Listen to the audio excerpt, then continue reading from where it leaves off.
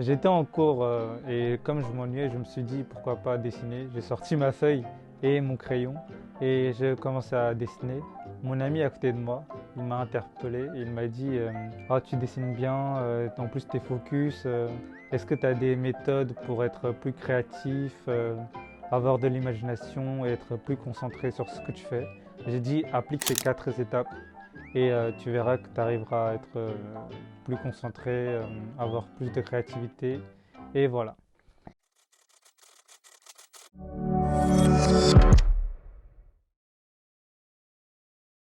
Bienvenue sur cette nouvelle vidéo. Je vais vous énumérer chaque étape. Tout d'abord, les avantages de dessiner tous les jours. Ensuite, comment dessiner tous les jours. Les bienfaits pour la santé mentale.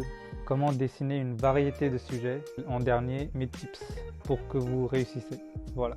Vous n'êtes pas obligé de suivre ces quatre étapes. Vous pouvez très bien sauter, sinon faire ce que vous voulez. Ça ne me regarde pas. Si vous suivez bien, vous allez voir qu'il y a un grand changement et vous aurez de bons résultats. Bon, les avantages de dessiner tous les jours, c'est que vous êtes mieux concentré. Comme c'est régulier, vous allez prendre petit à petit l'habitude. Ça va être super facile. Au début, ça va être compliqué comme tout dans la vie. Et ensuite, au fur et à mesure, vous allez voir, ça va être simple. Au début, vous allez passer 10 minutes, ça suffit vraiment 10 minutes par jour. Et petit à petit, vous augmentez 10, 15, 20 minutes et vous allez voir la différence. Et bien entendu, vous ne dessinez pas toujours la même chose chaque jour, sinon ça va être comme les robots qui font les tâches à chaque fois pareil, ça va être nul. Vous n'allez pas apprendre grand-chose.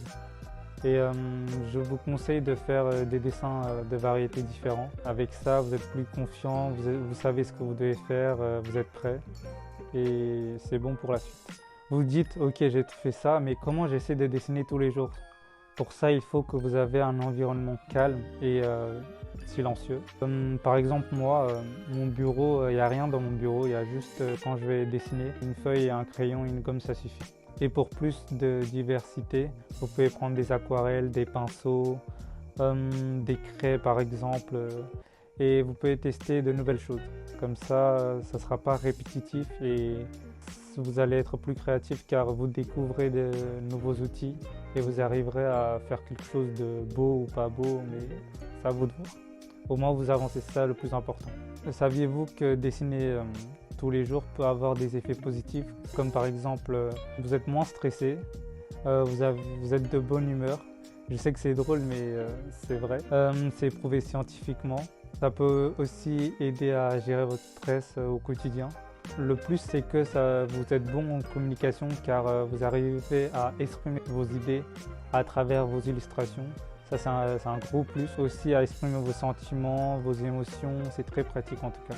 Si vous dessinez sur un carnet, vous pouvez partager à vos amis, ils vont vous féliciter car ils vont dire ah c'est bien fait celle-là, ils vont faire des remarques, ils vont dire ah ce dessin il manque ceci, cela, tu peux améliorer sur ça. Vous n'allez pas montrer comme ça, mais bon, vous posez, par exemple le mien, j'ai écrit Death Note dessus. Du coup, les gens, ils sont un peu curieux, ils allaient voir et ils voient que c'est des dessins et ils commencent à discuter sur ça. C'est pas mal comme interaction. Ça reste un petit secret. Si vous n'avez vraiment pas d'inspiration, vous pouvez prendre des œuvres célèbres et vous pouvez modifier à votre sauce. Personnellement, c'est ce que je fais.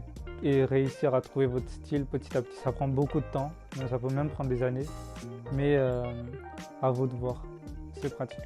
Conseil pour les pros et pour les débutants, si vous prenez cette habitude de dessiner tous les jours, vous avez vraiment beaucoup de confiance en vous. Vous êtes plus à l'aise quand vous dessinez, quand vous commencez un croquis, démontrer vos idées, vos émotions à travers votre art. Je vous conseille de vraiment suivre ces étapes. Ça peut vraiment vous changer en tant que dessinateur. Et voilà. Alors, le moment que tout le monde attend, les tips qui m'ont permis de faire un step-up élevé. Je sais même pas ce que je raconte. Vous définissez une heure et vous changez dans aucun cas.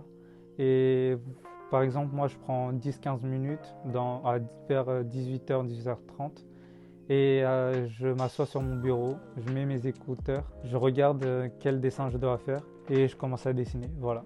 tout simplement. Il faut surtout être régulier. Même si vous ratez un jour, c'est pas grave. Ne dessinez pas les 2 jours d'affilée, sinon ça va accumuler, c'est pas bon. Si vous ratez un jour, c'est pas grave. Ça arrive, mais moi ça arrive. J'ai raté plusieurs jours, mais j'ai réussi à être régulier.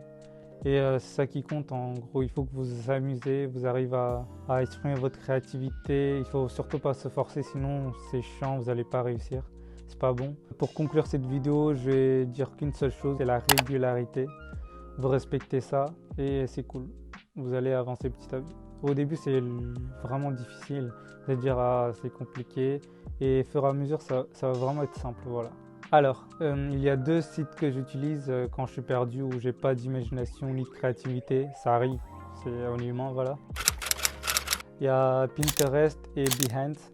Sur ces 2 sites, vous trouvez tout ce que vous voulez vraiment. Pinterest, si vous aimez une image, vous appuyez. Et en fonction de l'image, il vous met des images similaires, des illustrations similaires. C'est très pratique en tout cas.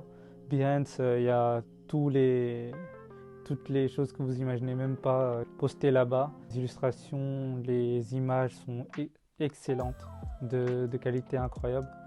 Et voilà, je vous laisse sur ça. Je vous souhaite une très bonne soirée, journée, voilà tout ce que vous voulez. En tout cas, à la prochaine.